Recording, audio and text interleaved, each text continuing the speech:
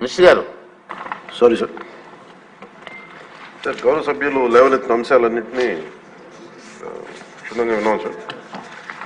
ముఖ్యంగా green Visakha programme సంబంధించి ఒక 40 లక్షల మొక్కలు నాటడం జరిగింది అధ్యక్ష, 7,000 ఎకరాల్లో అప్రాక్సిమేట్గా. ఇది 2012లో ప్రారంభమైంది, 2021లో ఎండ్ అయింది.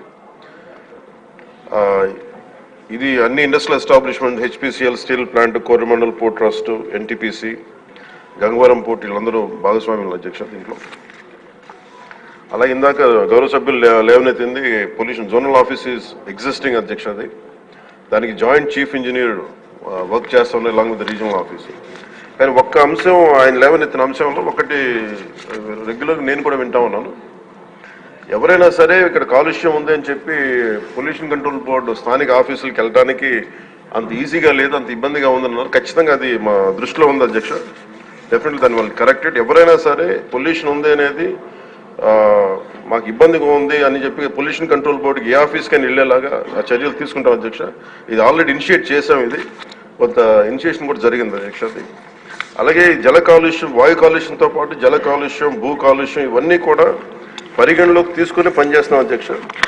ఈరోజు క్వశ్చన్ అవర్ కాబట్టి అన్ని అంశాలకి నేను సమాధానం కొంచెం క్షుణ్ణంగా మేము ఒక అవగాహన చేసుకొని ఇంకొంచెం దీని మీద ఒక కార్యాచరణ రూపొందించి సదరు గౌరవ సభ్యులకి మీ దృష్టిలో పెడతానండి. మంత్రి గారు, నా సూచన ఏంటంటే విశాఖపట్నం మీ నగరం మీకు ఇష్టమైన నగరం అంచేత అక్కడ సభ్యులు చెప్పింది మాత్రం వాస్తవం, మీకు కూడా తెలుసు. మీరు ప్రత్యేకంగా ఒకసారి వచ్చి ఇన్స్పెక్ట్ చేస్తే బాగుంటుందని నా ఉద్దేశం. కాకపోతే మనకి ఏముందంటే ఒకసారి అన్ని సంపూర్ణంగా అవగాహన చేసుకొని ఒకసారి, ఎందుకంటే భౌతిక ఒకసారి వెళ్ళి ఇవన్నీ అనుబంధంలో ఉన్న డీటెయిల్గా ఉన్నాయి సార్, ఎనెక్సర్లో డీటెయిల్గా ఉన్నాయి, ఒకసారి చూడండి. అలా కాకుండా నేను సభాముఖంగా ఈరోజు మాటిస్తున్న అధ్యక్ష, నేను ప్రత్యేకించి దీని భౌతిక పర్యవేక్షణతో పాటు అన్ని చేస్తాను ఖచ్చితంగా. ఎందుకంటే మన తీర ప్రాంతాలని, ముఖ్యంగా మన విశాఖ నగరాన్ని కాలుష్యం నుంచి కాపాడాలని నిరంతరం తపన పడే వ్యక్తులు నేను ఒకరిని. ఇది ఖచ్చితంగా ముందుకు తీసుకెళ్తాను అధ్యక్ష. ప్రజలకు క్షేమకరంగా ఉండేలాగా ఇది వాయు కాలుష్యం నుంచి, జల కాలుష్యం నుంచి ప్రజలు రక్షించేలాగా చర్యలు తీసుకుంటాం అధ్యక్ష.